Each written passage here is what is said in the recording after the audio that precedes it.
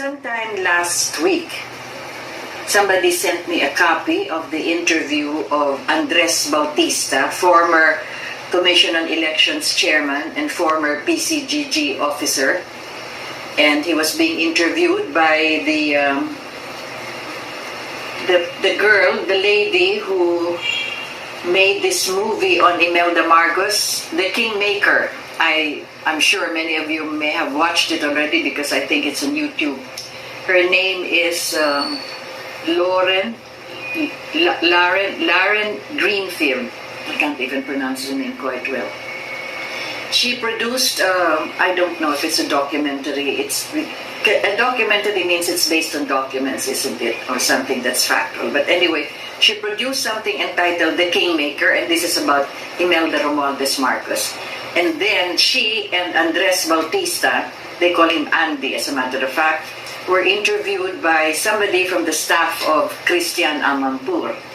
And in that interview, I heard Bautista saying so many things, and also this lady, after she has also interviewed Mrs. Marcos and then produced that documentary. In fact, she was asked, why a kingmaker?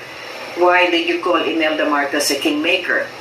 And according to her, well, it's because she wants to bring back to the palace or to Malacanang her family to return to power.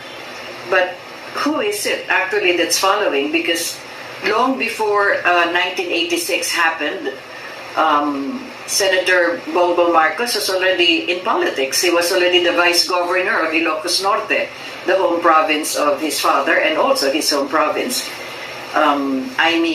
Miss Amy Marcos also was already in politics after she returned from exile, and she was already in the Senate. She was in Congress and then she was in the Senate. Now she's a senator. So this has nothing to do with Mrs. Marcos trying to put her children there. Her children have their own intent in life, which is, as already mentioned so many times, it is to serve the people exactly the way their father has done.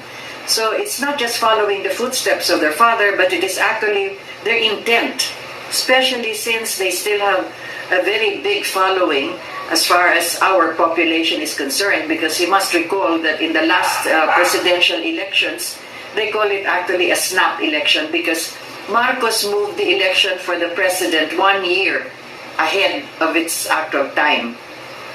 The presidential elections would have been in 1987, but since America pressured him to have an election early on, because they were hoping that by doing so they could remove him through that kind of a technique. So he said, okay, let's see how this is going to go about, because he's positive that the people will vote for him, and they did. And we all know the results of those elections. But let me go back to that interview from the program of one of the ladies also of Christian Amanpour, and she was interviewing these two people, Andres Bautista and Lauren Greenfield. Lauren Greenfield, as I said, produced that film, The Kingmaker, which is all about Imelda Marcos. So let's get down to what exactly they talked about from the beginning of that interview. So it was asked of Bautista, what do you think of Imelda Marcos and so forth. And the first thing he mentioned was, well, you could see how extravagant she is, because look at the number of pairs of shoes that she has, or 3,000 of them. Para bang itong si Andres Bautista parang pinanganak lang kahapon. Sapagkat alam naman niya, yung 3,000 na mga sapatos na yon ay mga bigay ng mga shoemakers ng Marikina. If he were really good enough to do proper research, and if he looked at those pairs of shoes, nakatago yun sa isang kwarto sa ibaba ng Malacanang. Nakalagay sa shoe stand, at kung talagang titingnan mo, ang dami nga, 3,000. Ngunit kung sisiyasatin mo bawat isa sa kanila, pag makikita mo yung iba are talagang maraming dekorasyon, maraming mga palamuti na nakalagay doon. Tapos kung makikita niyo yung mga brand, iba-ibang brand, mga pangalan ng mga imported shoes, as a matter of fact. Kaya iisipin mo, na siguro ito binili. Pero kung titingnan mo yung size ng mga sapatos na yon, iba-iba ang size. Merong size 4, may 5, may size 10, may size 8. Ang size ni Mrs. Marcos ay size 9 sa kanyang sapatos. Kaya kung yun ay mga binili ni Mrs. Marcos, if she bought those shoes, then they should have been all the same size. So that's one aspect that people should look into. If she really bought all of those shoes, bakit iba-iba ang size nun? Hindi yun ang kanyang size. They should have all been size 9. Secondly, tingnan sana yung ilalim ng sapatos. Di ba? Pag nagamit mo na yung sapatos, merong marka na sa ilalim na may konting dumi. Kahit na anong gawin mo, basta nagamit mo na, talagang makikita mo, kung hindi may gasgas, ay may dumi na ng konti. Kung titingnan nila yung mga sapatos na malinis. In other words, talagang nilagay sa eskaparate. Those shoes were really displayed there. Why? Why did she keep all those 3,000 pairs of shoes? Ito si Andres Bautista, nagulat. And he related by saying na ganun ka-extravagant. Ganun ka-extravagant daw si Mrs. Marcos, 3,000 sapatos ang meron siya. That is, it is a very irresponsible way of saying it. As a matter of fact, one of the first interviews of Mrs. Marcos was about those shoes. Anong unang sinagot niya? Thank God, they found shoes, not skeletons. Yeah. Well, I always say, when the world went to my closet to look for skeletons, they found no skeletons in Imelda's shoes, in Imelda's closet. They found beautiful shoes made by the people from Marikina. Ang pag-usapan natin yan, skeletons. They found shoes and not skeletons in my closet. So yung mga sapatos na yon, ilang beses ko na napag-usapan yan at ilang beses na rin na ulit-ulit yan at meron na rin mga ebidensya tungkol dyan. Those pairs of shoes, all 3,000 of them, were given as a gift to Mrs. Marcos by the Marikina shoe industry. We have a place here close to, within Metro Manila, sa Marikina, it's now a city. During their time, it was just a town. You must remember that during the time of the Marcoses, the metropolitan Manila area was actually composed of 13 towns and 4 cities. Presently, all of these are now cities except one. It's only Valenzuela that remains as a municipality. All the rest are now cities. At the time, Marikina was just a town. The town of Marikina, and they had a thriving shoe industry, home industry nila, as a matter of fact. Yun ang hanap buhay ng mga tao sa Marikina. And Mrs. Marcos looked into this, and then she said, magagaling ang ating mga craftsmen. Our skilled workers are very adept. As a matter of fact, nung nakita nga niya, maganda yung kanilang trabaho. Ngunit, bakit hindi na lumalaganap yung shoe industry, bakit hindi pwede mag-export? Kasi nakita nga niya na mahusay ang paggagawa, masinop. Very skilled workers we had there. So what she did was, she invited, and because of her travel, she invited some of those Italian and French and foreign shoemakers to look at the Marikina home industry, if you would call it, the small businesses of the people of Marikina, and they were also surprised to see how skilled our shoemakers were. But there was something missing. Why the shoes could not be exported, or why they could not be of the quality of the French or of the Italian. And that was because of the leather, the tanning of the leather. Meron kasing method yan, na yung balat, hindi lang basta pinapatuyo o ganito, kung ano man ang ginagawa doon. Merong style ng tanning, yan ang una. Pangalawa, yung type ng leather. Kung bata pa yung baka na yung matanda na, basta it had to do with the leather. Sapagkat kung sa paggawa, kayang-kaya ng ating mga skilled workers dyan sa Marikina. So, tinuruan sila tungkol dyan sa tanning, at ang ginawa ni Mrs. Marcos, tinulungan din sila sa importation ng magagandang leather, at sila na rin ang anong tawag dito, they had a very good working relationship with all of these leading shoemakers in Europe and elsewhere in the world, so that they would know exactly how to make the kind of shoes that would be of high-grade quality that you could export. So yun ang nangyari. At sa madaling salita, hindi nagtagal, talagang umunlad yung ating shoe industry sa Marikina.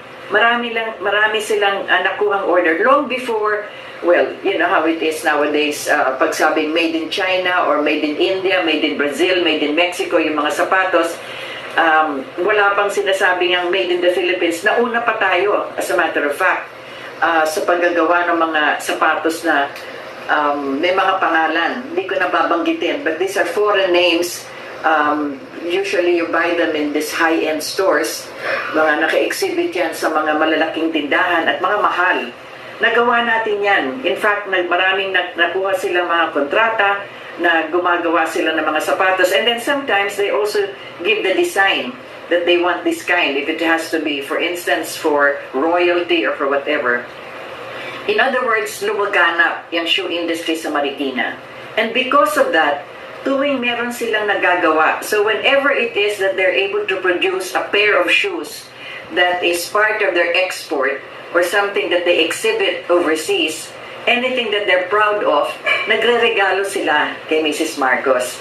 So for every design or for every pair of shoes that has merited an award abroad and here, and that has been part of an export that they already undertook at the time, talagang nag-increase yung kanilang income, lumaki yung industry dyan, nagre-regalo sila. So over the years, umabot nga sa mahigit nga 3,000 eh. Sinasabi nila 3,000 pairs, but there were even more.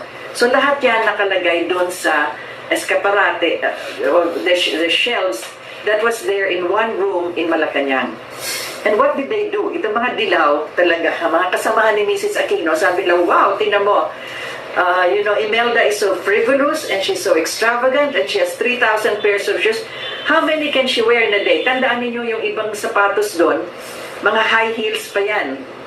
And never si Mrs. Marcos nagsusuot ng high heels.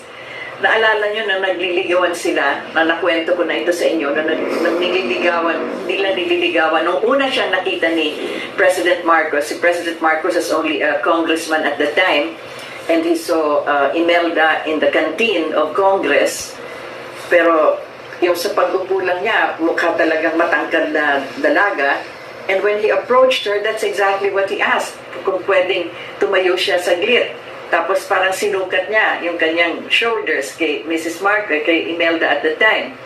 So nakita niya na hindi pala hindi mataas sa kanya.